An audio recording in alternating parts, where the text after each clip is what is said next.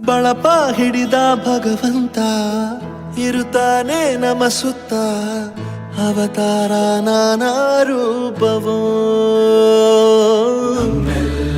ಹಣೆ ಬರಹ ತಿದ್ದಿ ಬರೆಯಲು ಕತ್ತಲೆಯಿಂದ ಬಂತ ನಮ್ಮ ಕೈಯ ಹಿಡಿಯುತ್ತ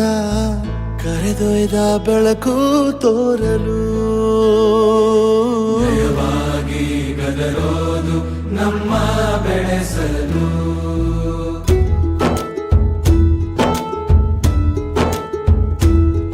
ಭಾಷೆ ಅಮೃತ ಕುಡಿಸೋ ತಾಯಾಗಿ ಭಾಷೆ ಅಮೃತ ಕುಡಿಸೋ ತಾಯಾಗಿ ಭವಿಷ್ಯ ಬರೆವಂತ ತಂದೇನೋ ಆಗಿ ಬರೆವಂತ ತಂದೇನೂ ಆಗಿ ಚಂದದ ಜೀವನನ ನೀಡಿರೋ ಗುರುಗಳು ನಮ್ಮ ಗುರುಗಳು